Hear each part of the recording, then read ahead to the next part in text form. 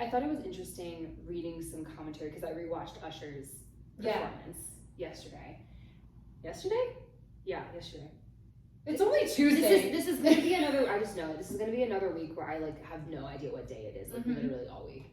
And people were in the comments like, Usher is Beyonce's peer, and like this performance is proving that because he's putting the same level of like showmanship, detail, dance, whatever into this performance as Beyonce would for her concert. Yeah.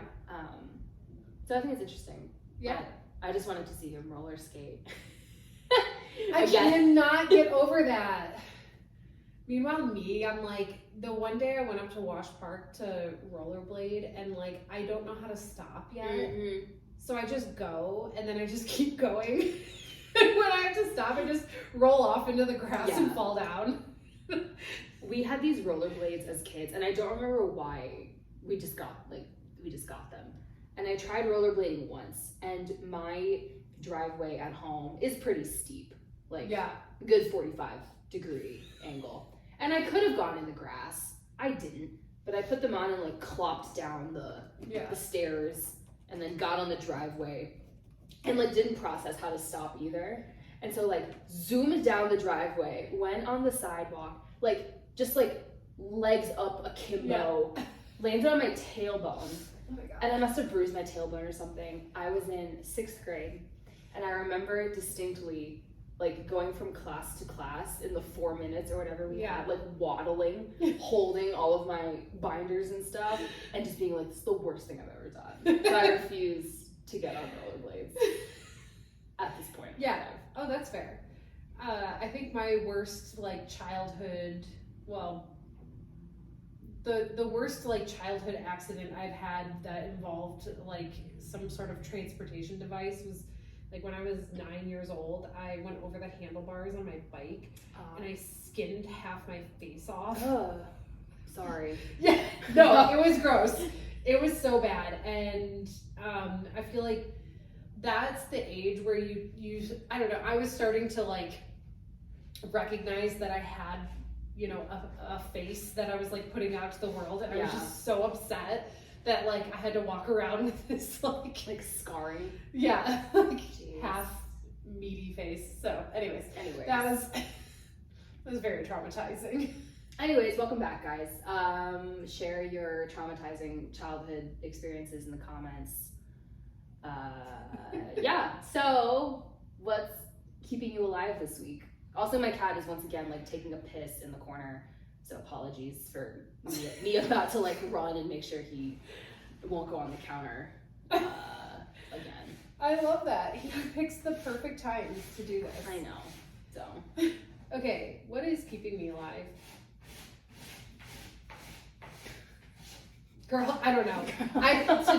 Today we were doing that workout and I stopped and I was just like staring off into space and Britt came up and she's like, "Hey, you okay?" And I was like, I was just dissociating. She's like, "Okay, well, you can reassociate with some crossover jump rope practice with some crossover singles." Oh God. And I was like, I don't know. It's been a tough week. I think that I'm feeling really chaotic. I'm feeling it's like now week 4 of no Adderall, and that's just totally on me because I haven't done any of the steps that I need to get refilled, and I've just given up.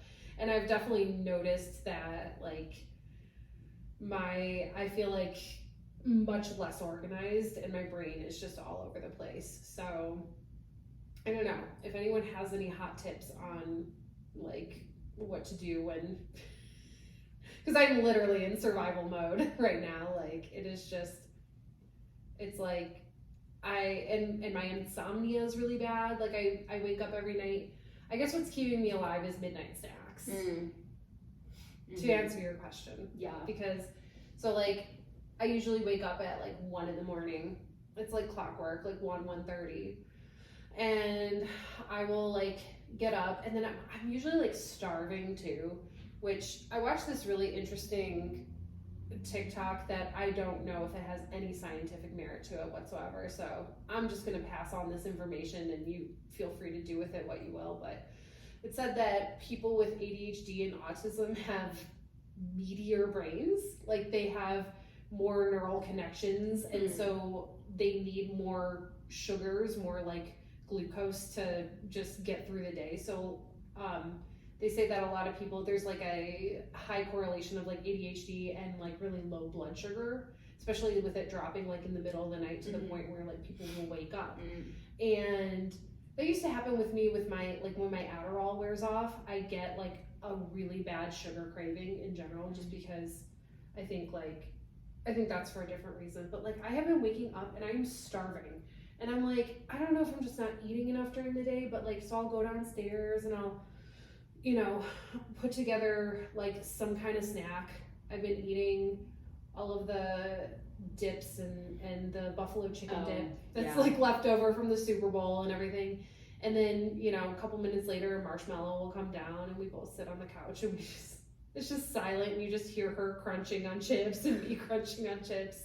Then after like 20 minutes, we go back to bed and it's all fine. But yeah, so I don't know though. It's like, I just wish I could sleep through the night. That would be great. Same. Like, why is it so hard? I'm convinced I turned 29 and my ability to sleep through the night just like went away. But mine did too. Like, I think right around like 28 or 29 was when I started having really bad insomnia. Or just like I'm like sleepy during the day, and then, you know, we talked about like you take a nap and then you can't sleep at night. But it's like, even if I forego like sleeping during the day, like I'm just so tired during the day and so wide awake at night. And I just don't know what that is. Like, is it a hormonal imbalance? I don't know. Maybe. I need some doctors to weigh in here. Yeah, that in your TikTok information. Yeah, I would like to know, is that actually, it was some guy who is like, he's like studying neuroscience or something like that. But I really find like people who put that information out there, like sometimes I'll take it with a grain of salt. And this was just something that I was like, I'm gonna file that away as interesting and I'll go research it later. And then I never have. I've just been telling people about it without actually researching if it's true. But I'm guessing if it is true, it's like it's like new evidence that we're coming across, because, you know, again, there's not a whole lot of research in general on the autistic brain. That, I mean, there is research, but I just feel like it's still such a newer field. Yeah. So yeah. Okay, so what's keeping you alive? I mean, I was thinking about it over the last couple of days, and I was like, sheer determination and will.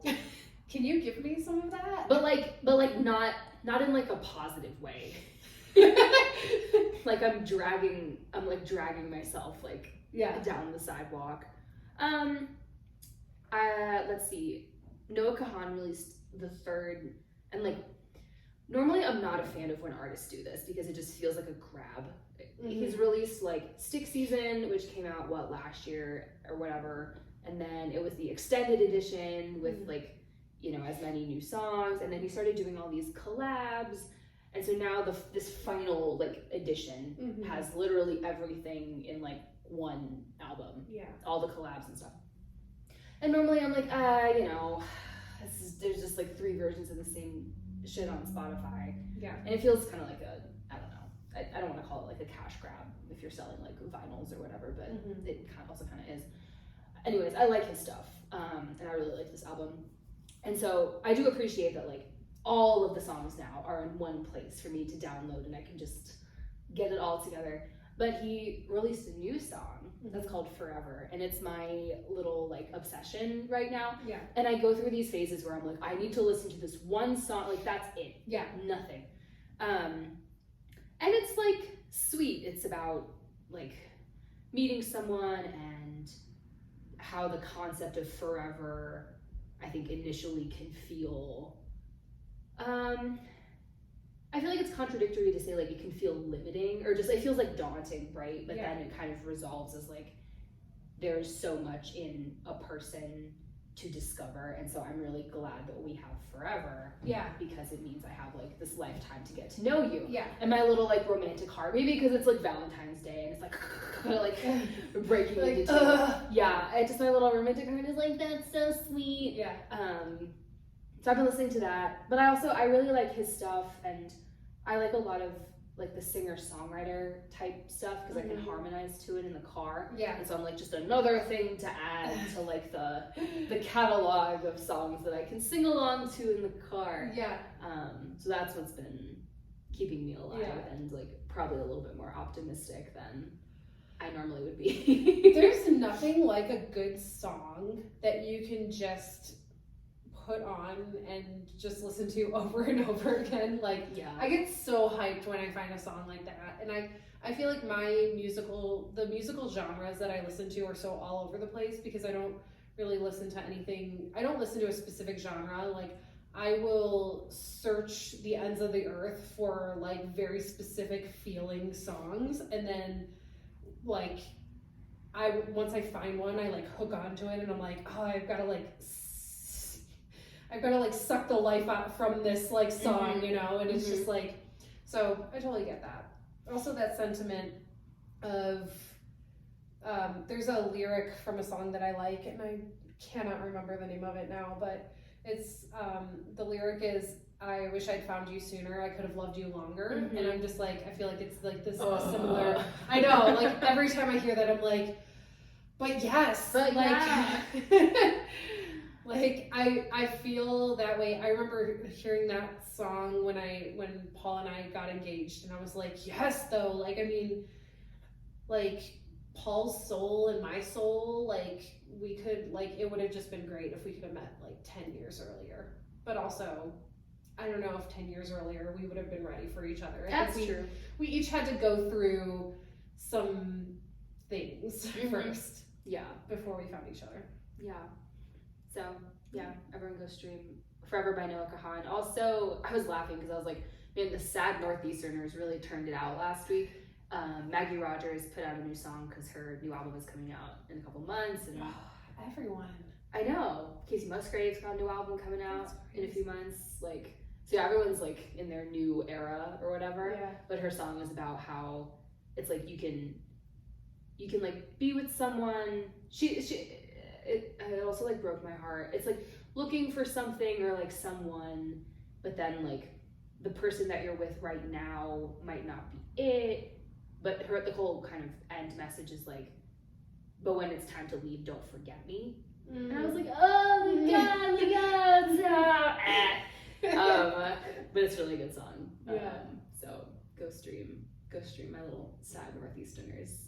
Yeah, I think you need to put together a sad Northeasterners playlist. I have plenty of sad, but the majority of my playlists are probably actually sad playlists, which is depressing. But it's just like, I'm sad a little bit in the winter, and then I'm still kind of sad in the spring, but maybe they sound a little bit better. And like, this is for when I'm driving in the mountains in the summer, which can kind of be sad.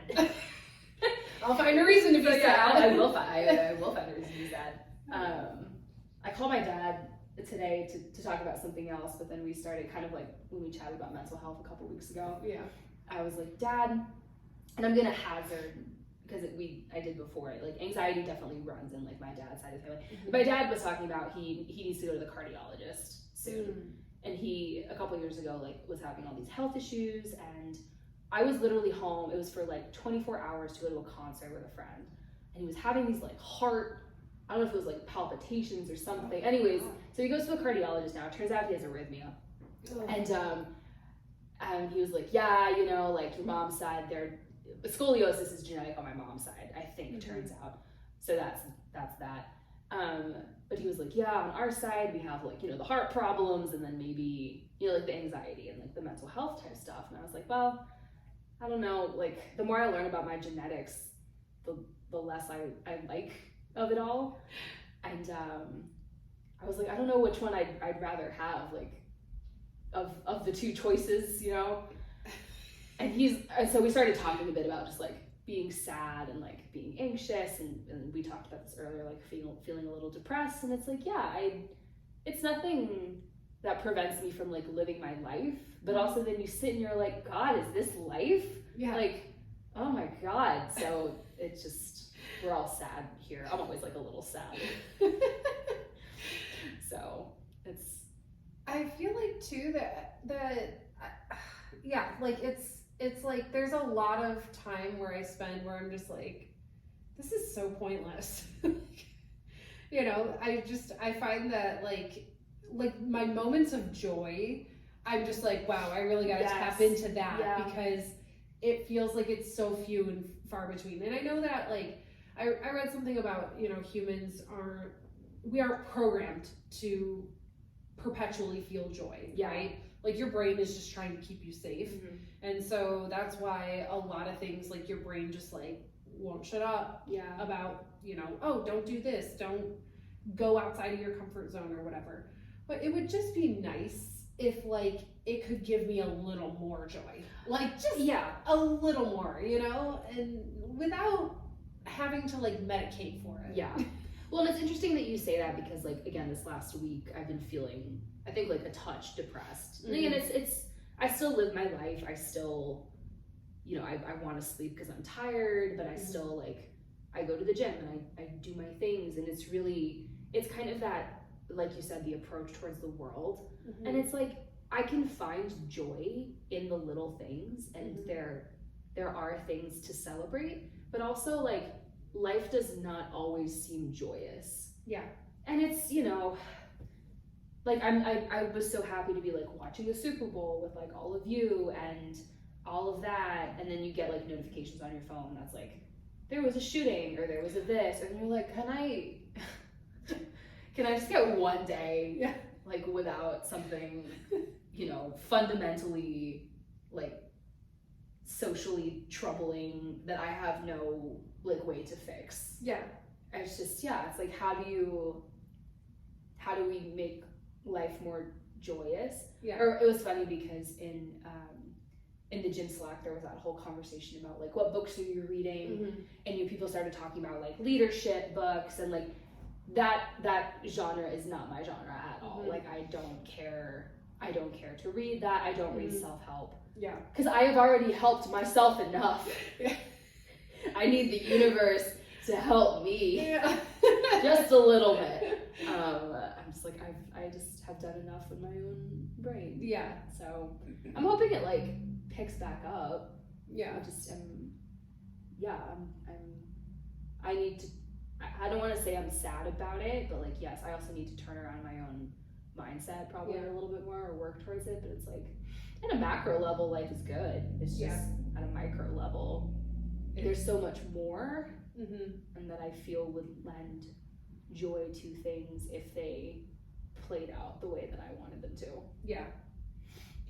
Speaking of self-help books, there's a book called I think it's called Do Less, and it talks about exactly that, like, or it talks about a similar concept to that, where humans we're again, so we're on this hamster wheel of like, we're always like trying to like progress and like move forward with things, and that's just not how humans are hardwired at the same time. So like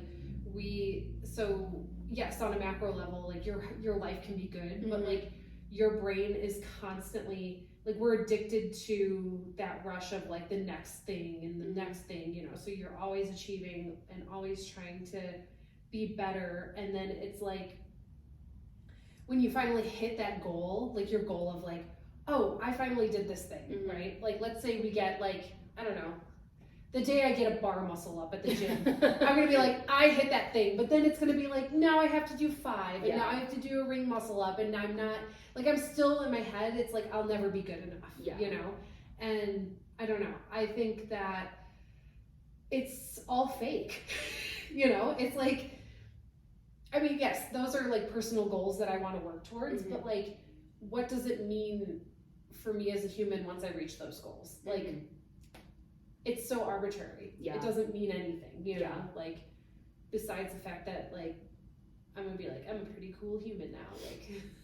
No, but like, that is a cool thing to do. It's a very cool thing to do, but I'm gonna hit that goal and then I'm gonna be like, well, now I gotta move on to the next goal, you know. And it's like we don't ever.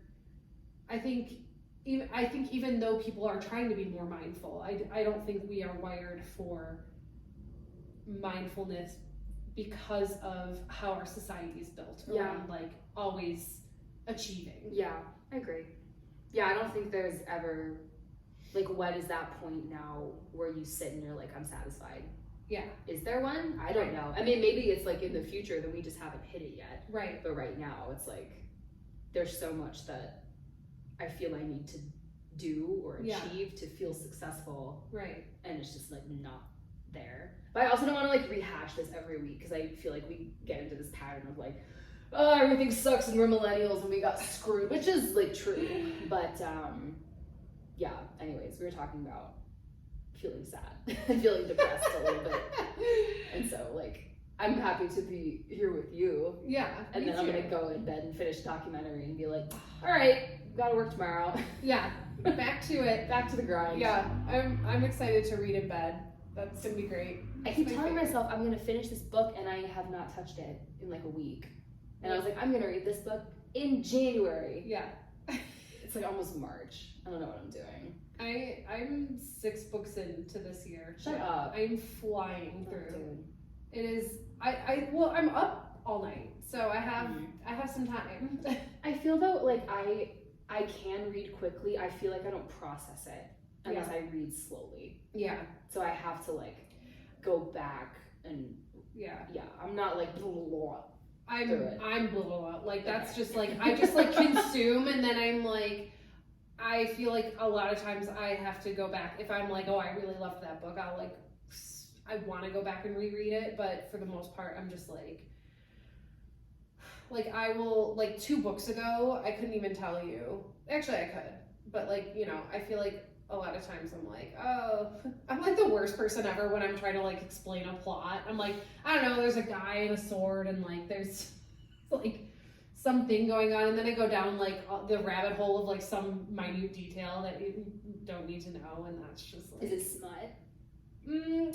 I did read, I read the 2nd Fourth Wing book, which I don't really, it's like smut, but those books, I'm very impressed by the writing. Like, I think that she has a good story to tell.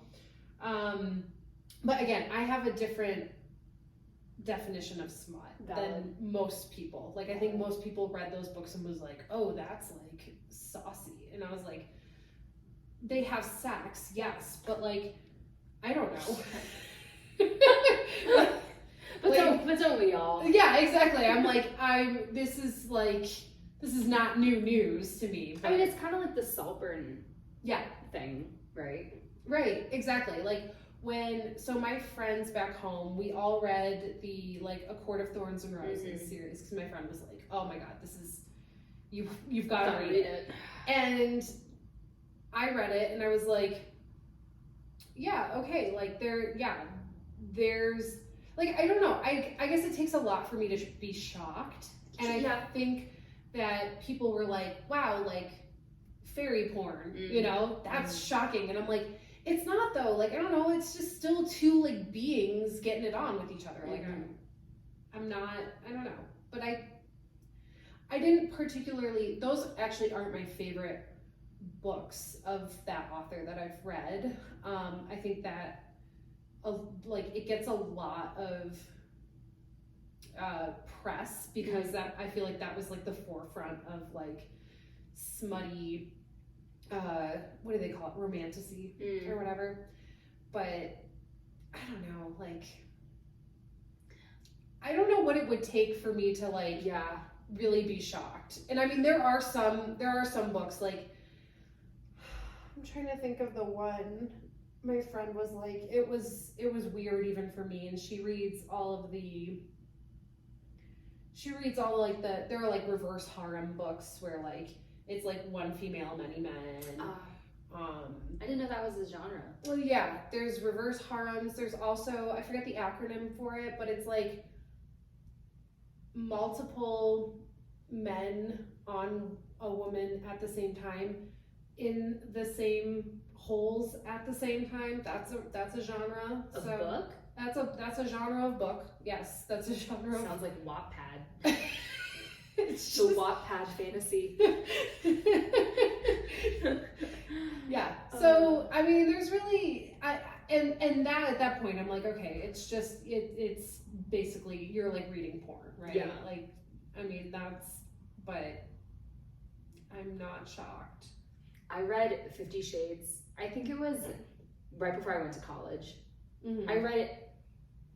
Maybe it was earlier. I don't know. I feel like it was on. I downloaded a PDF version on my like iPod or my iPhone.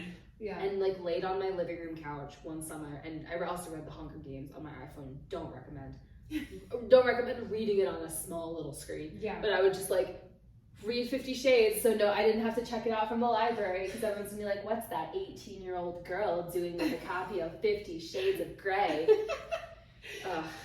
I do remember reading 50 Shades of Grey, and I was like living with my grandparents at the time, and I was just like, please God, don't let my grandma come in here into my room and like see what I'm reading and ask about it, because I just don't want to explain the plot of this. That's not the one with the handcuffs on the cover. Oh no, that one's a tie. It's got a tie on the front. Yeah, I think at some point, yeah, they do go to there's like might be the second one, and then there's like a rose. Oh no, it's the third one. Okay. 50 Shades Darker is a masquerade mask, and then 50 Shades Freed is some handcuffs. I've never actually seen the movies.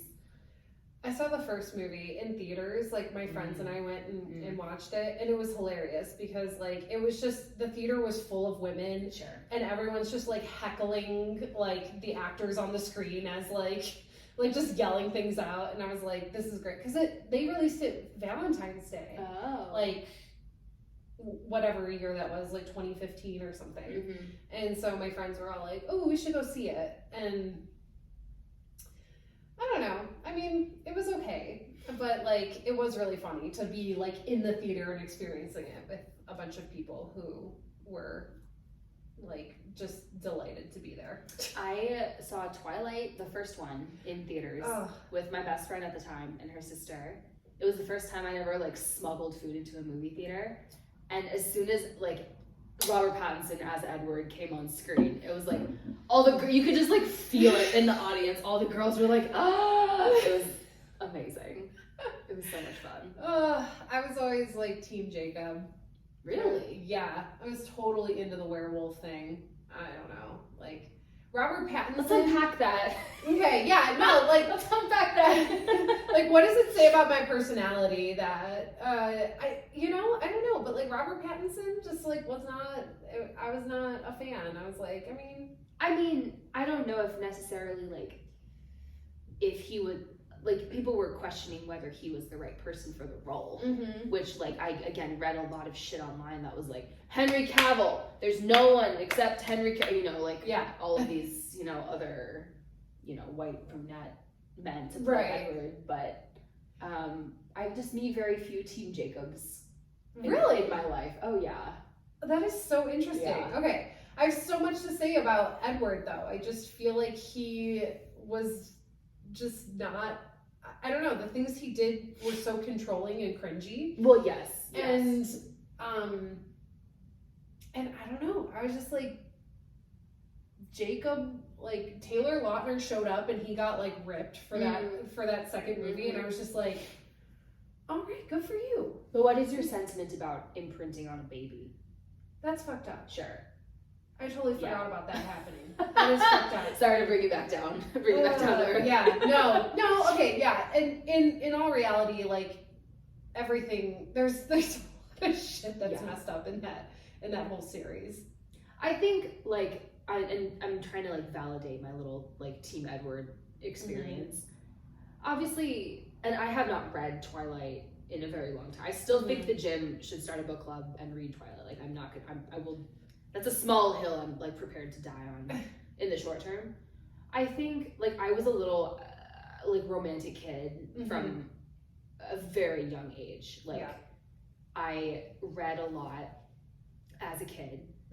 I mean, Harry Potter just like not a Ron and Hermione stan at all. Like, Harry and Hermione, like Ron's, I just couldn't fucking do it.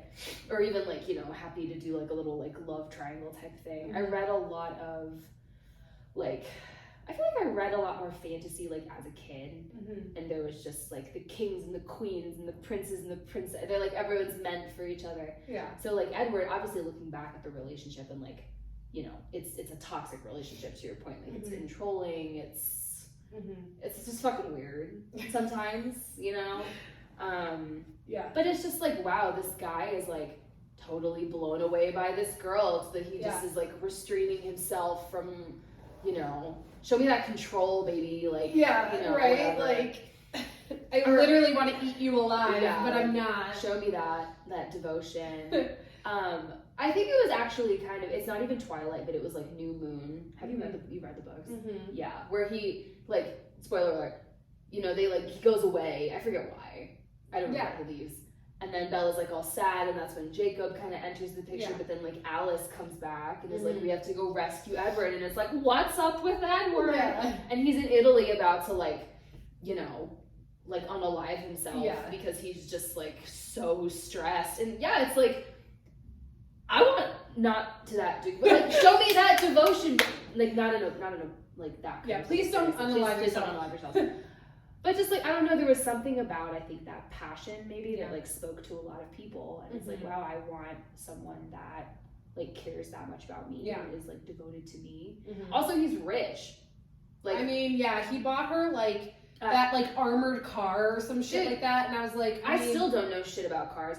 And I didn't know shit about cars when I was 13, but I knew that I wanted an Aston Martin because Edward drove an Aston Martin. Like, yeah, baby, take me out. Yeah, right?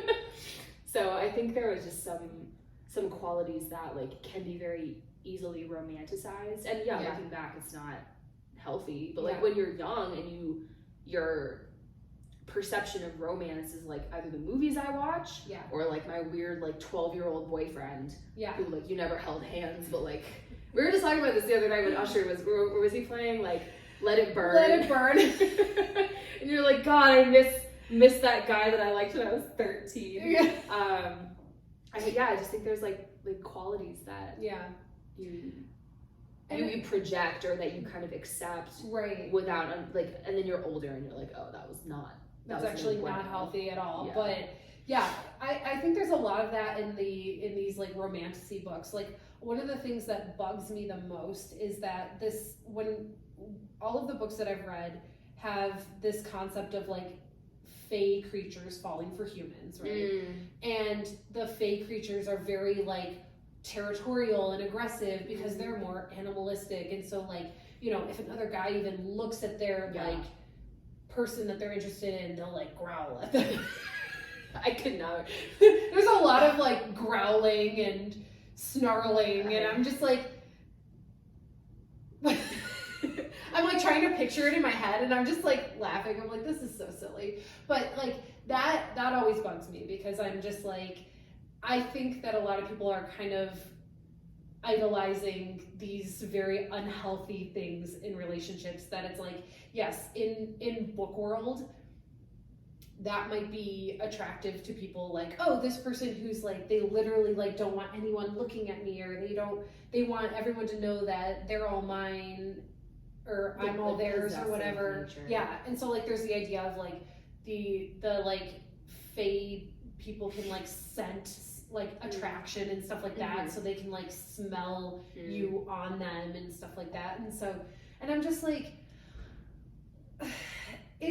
it's just giving like those like relationships that you were in when you were like 13 years old, and like the like boys were like, I don't know, it makes me so uncomfortable because I'm like, I feel like this is not something that we should be glorifying. But you know, as long as people understand that it's like there are, I think we need to like unpack deep, like go and take a deeper look at like what is it that makes people want that in a significant other or in like a love interest, you know? And is it because we live in a world where I feel like we're more exposed to like social media and dating apps, like you're exposed to so many people all the time, and like people can like always be dating, you know. Yeah. So like maybe we've kind of lost that idea of you find like your one true person and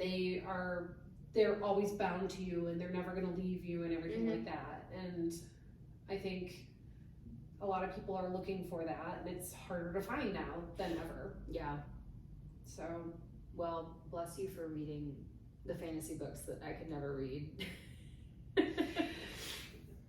I really enjoy them. And I don't know, but I don't, there are a lot of them that are just smut. And I'm just like, if it doesn't have a plot, like Sure. I can't, I don't know, there's, If the pizza guy shows up in the porno, why is he there? yeah, like I need to know his backstory, like, I need like a montage of like his morning, like how did his morning go before he like got there, and like what things is he struggling with? What's his trauma? What's his trauma? What's his trauma? I just like can't like read that. I don't know. Like you can't read the smut, or you can't read the fantasy smut. Like what is it specifically? I feel like oh god, what was that site? It wasn't was it Wattpad? Wasn't there another site that was when we were younger, or like middle school? Like the fan fiction like site?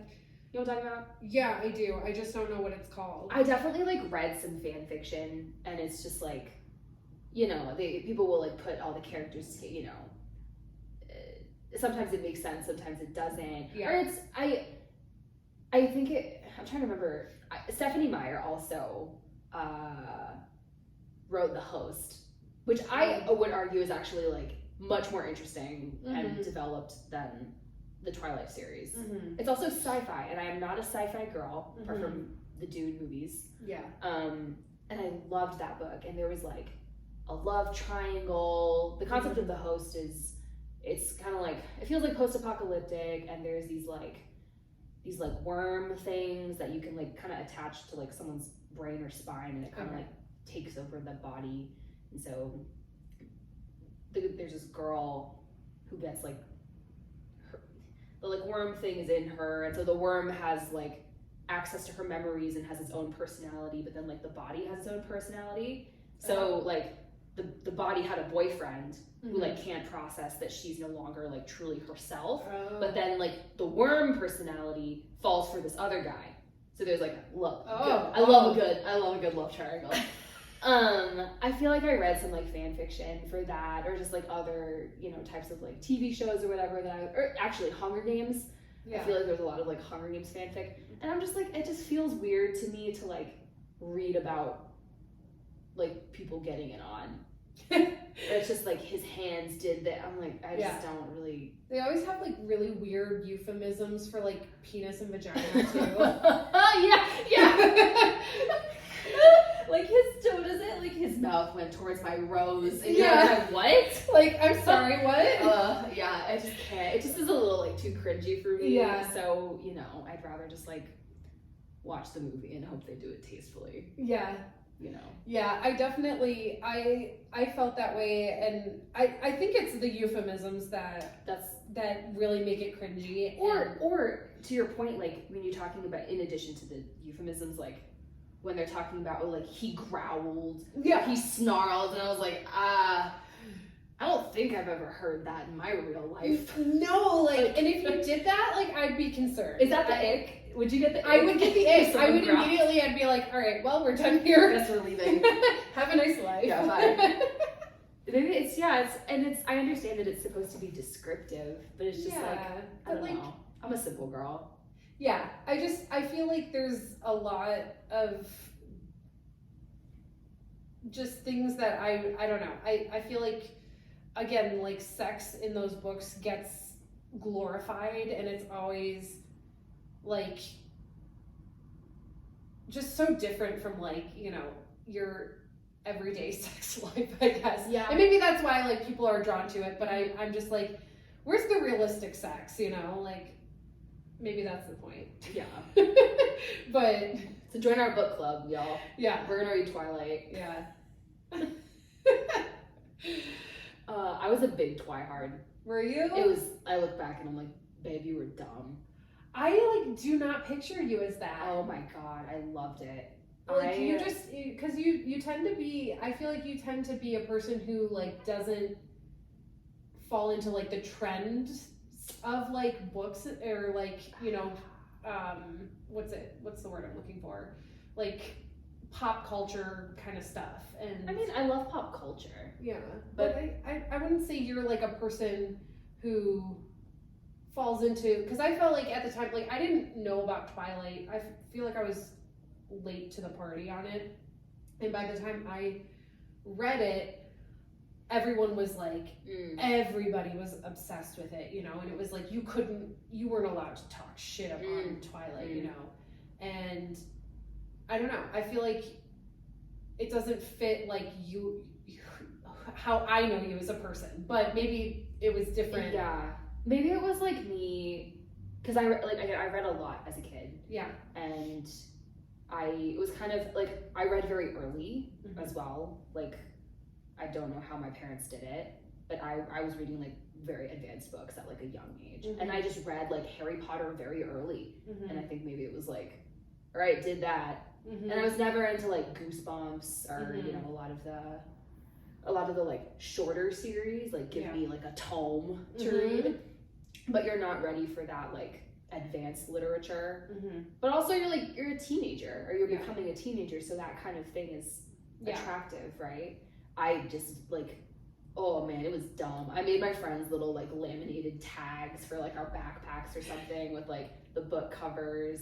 My friend and I would watch like there was a Stephanie Meyer's Mormon, right? So there was a guy he was called the Normal Mormon Husband, and he had a whole website, and he would read the books and like comment on them. He made like music videos. It was a whole thing. It was a whole fucking thing. Yeah, maybe it was like, you know, the next era of my life. I was done being like Hermione, which I saw a lot of myself in her as like an academic kid. Yeah, you know, it's like now is the time to. I'm a 14-year-old, and that was like the next stage. So I bet I was a big Twihard. This is fascinating. Yeah. Okay. Well, for to match your nerdy Twihard, so how old were you? Because I'm trying to think like what was I really into? I think I was 13. I was in like 7th grade when actually, you know what? I think Twilight might have been already out, but it was like picking up popularity, and we went. I remember I was reading Eclipse. It was the summer we went to Seattle that year, and I was like, oh, there's things happening in Seattle in the book, and I'm in Seattle. We went out to Forks, which is where it takes place. Yeah. And I think like the next year or 2 years later is when Breaking Dawn came out, and I distinctly remember this is like a low point in my life, crying on an airplane, reading Breaking Dawn. At the very end, at the very like last couple of chapters, like if you know, you know, when they're all like saying goodbye to each other, and I was on this fucking plane, age 14, like it was so bad. So yeah, I was like 12 to 14. Okay. I mean, I feel like that's perfectly acceptable, like for a 12 to 14-year-old person, like, because that for me, like I think Breaking Dawn came out when I was like a junior in college or something like that. And I mean, my friend and I, one of my good friends back home, we still went to the theater and watched it. Like, and we were with the baby. Oh, that was so weird. Weird CGI baby. Why not just use a real baby? Like for real. Yeah. Like I was just like so weird. Anyways, but I think my thing, let's see, 12 to 14, I would have been really into,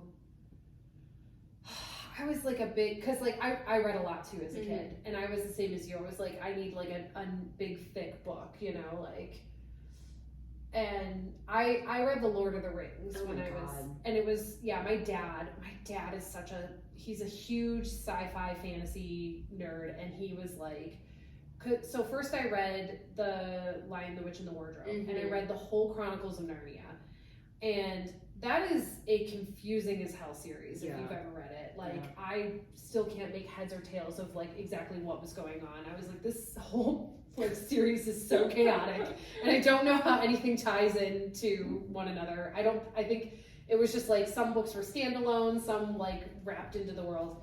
So after that, I was like feeling very dissatisfied, and my dad's like, you should try The Hobbit. Oh my god. And it's like, okay, loved The Hobbit, but then proceeded to read The Lord of the Rings, and I was just like, and I was in like 4th or 5th grade, so I think a lot of it like kind of went over my head, and that's some dense writing. Yeah, Like Tolkien is like, very, yeah. he takes like pages to describe like a shoe, you know, and you're just like, oh my god, like I forgot what I was reading like halfway through. But I think to go along with that, I was also very into like my big pop culture thing was like Dungeons and Dragons, very into that. My dad and I used to play all the time.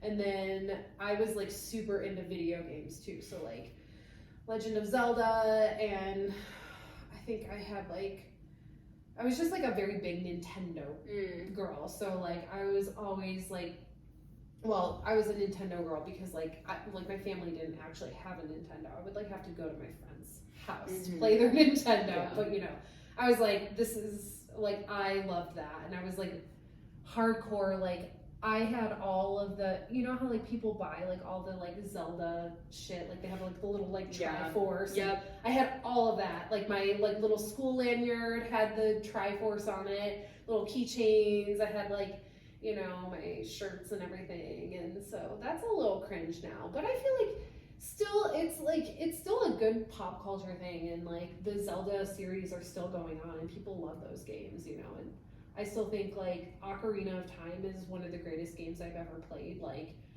in terms of like solving puzzles. And it was so frustrating.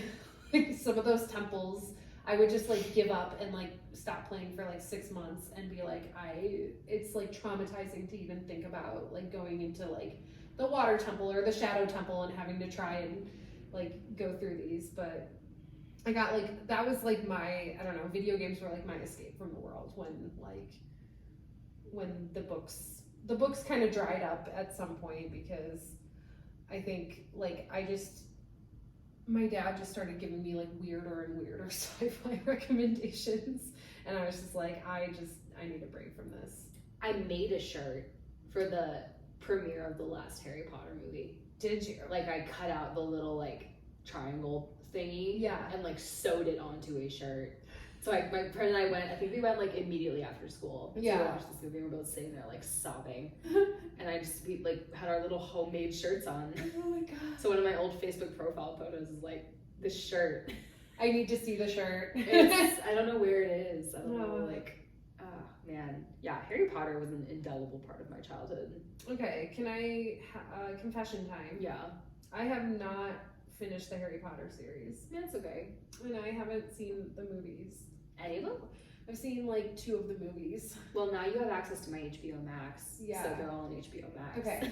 I keep telling myself, but I'm like, at this point, like, do I read because I read to book 4. Is book 4 Goblet of Fire? Book 4's the best one. Okay. Is that the one where they all are the like tournament? Yes.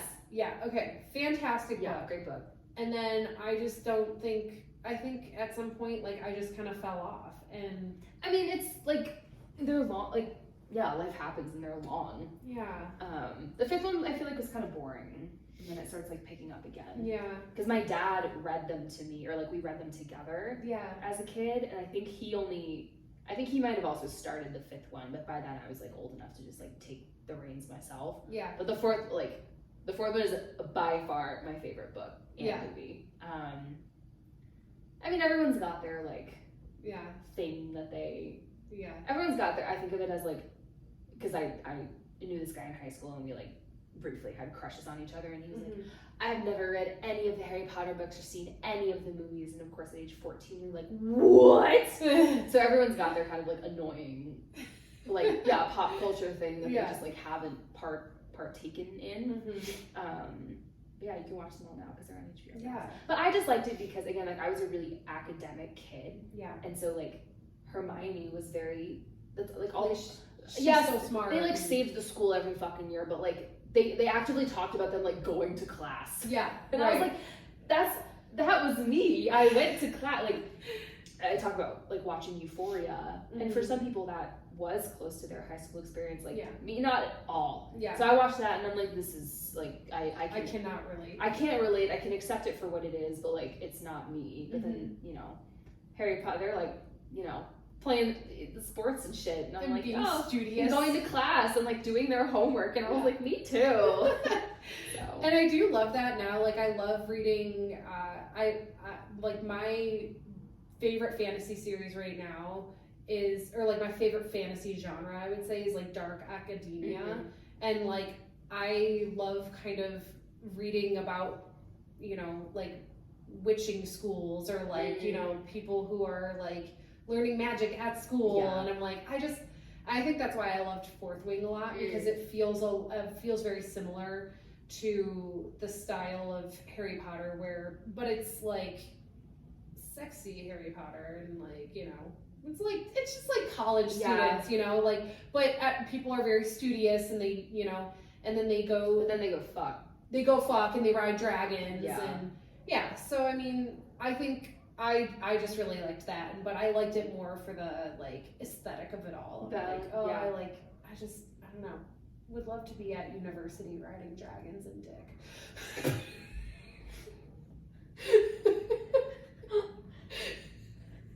We're the same person. That's something I also would have said. Well, if anybody has any book recommendations that they want to give us, or fantasy recommendations that they want to give Ash, she can then be the middleman to relate them back to me. Please let us know, because I just read about like the war. I read a lot of sad historical fiction about the war. Of them? There was a trailer I saw on YouTube yesterday for a new Hulu series about another. It's like Holocaust, which I firmly believe we need to continue to educate about the Holocaust. But it's like a family that was like broken apart because they had to like flee France or whatever, and it's got Joey King and Logan Lerman. And it looks good, and of course, like my sinuses are backed up, so I'm crying and everything. So I'm like watching this trailer, like family broken apart. But I was like, this is totally up my alley, like a show about the war. That, it takes place from like the 20s to the late 40s. Like, it's my shit, guys. I feel like I go through phases where I get really into. It usually starts with a book, because I read a lot of. I read more historical fiction now too. I read a historical fiction book about the Ottoman Empire. You told me that. Yeah, and then I was like, I'll have to recommend it to you. I really liked it because they portrayed. So it's about the Ottoman Empire, but they portray Vlad the Impaler. He's like the Romanian, who basically like leads a revolt against the Ottoman Empire. But they portray him as a fierce young woman. And I was just like, yes, bitch. Like, yes, queen. Like, war crimes. Burn it down. And so I resonated very much with that character. And then I was like, I need to learn everything I can about the Ottoman Empire. So then I watched all the documentaries, and then that naturally led into the Roman Empire, because I was like, well, now I need to know about all the empires. And then Paul was like, oh, the Roman Empire, the thing I think about every day. And that's like right along the same time when that was all a thing. So so mine, I feel like mine is not, like, my mom loves like World War II specifically. Like, she's so fascinated by it, and she like eats that shit up. She would read every book she could get her hands on like World War II, and then I feel like she gets into these like hyper focused things where she like wants to learn everything. So, but like for me, I'm just like, that one's like too recent. Like it's still, it's hard. I knew a girl growing up whose dad was trying to write a book about Lincoln. About Lincoln? Yeah, he really liked Abraham Lincoln. That's wild. I don't know whatever happened to it. I'm gonna have to Google it, see if it ever came. Actually, that's good. I love Googling people, so I probably. That's what I'm gonna get in bed. I'm gonna finish watching the 16 minutes.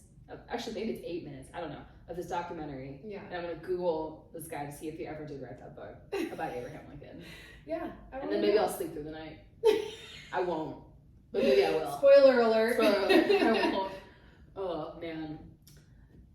Shout outs. Shout outs. Shout outs. You can go first.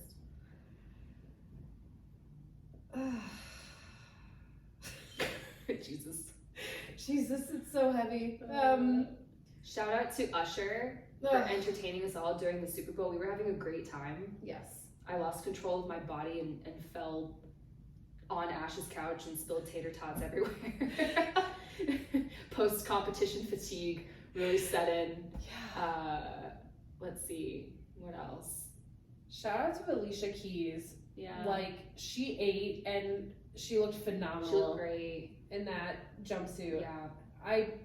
Of course, the internet's always trying to give hate to Yeah. everyone who ever performs at the Super Bowl, but I was like, no, she is perfect. Like, You know my ass was going around the house and you're like, some people want it all. Let's see, what else? Shout out to Christian for being the best comp partner. We'll probably talk about the comp next week. Yeah. We got way off track today. And it was the best. But it's fine. Yeah, for being patient with me as I lost my shit doing Toast to Bar. I don't know. This week we'll see. We're gonna go country dancing on Thursday. I'm so excited for that. I'm doing pottery painting with my cousin tomorrow. For Galentine's Day. Maybe we'll get little matching bracelets. I don't know. Oh, I love it. Yeah. So it's Valentine's Day and I'm a little sad. I'm always like a little sad girl around Valentine's Day. I hate it. You can be our Valentine throuple, platonic throuple situation. Paul's also my husband. Paul is like the gym's honorary husband. Like he's always a good shoulder to cry on. Paul's had access to my HBO Max. Yeah.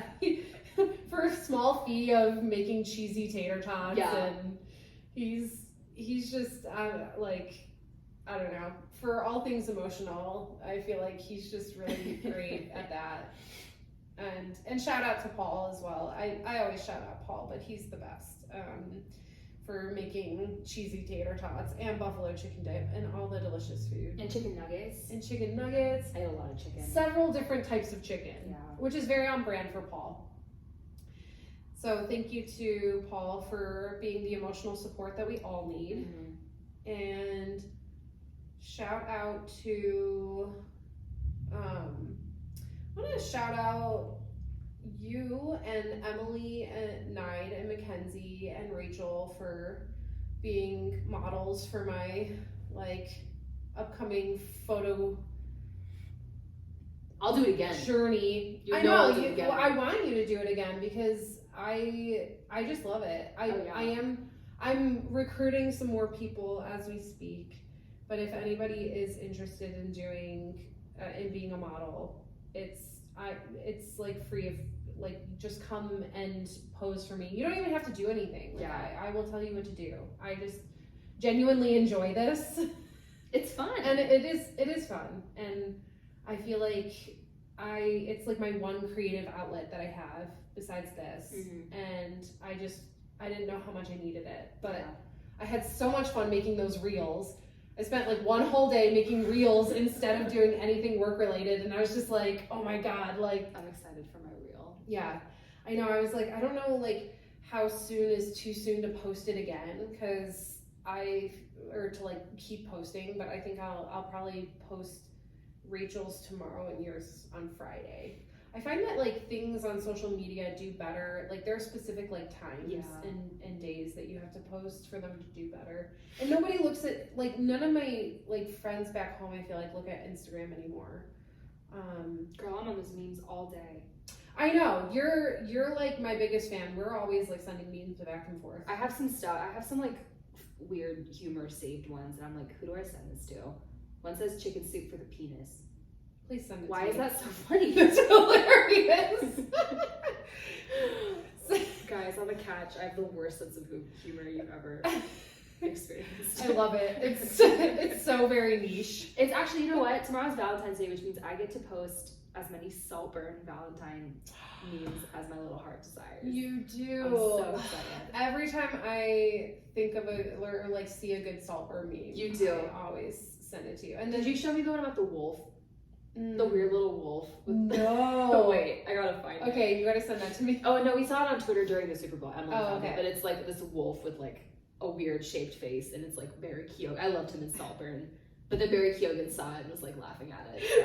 So we stand as self-aware, man. Oh man, cool. Well, once again, I'll make the promise that we have a couple different leads on intro music. We just have been living our lives, but eventually we'll do it. Barely living our lives. We're getting through.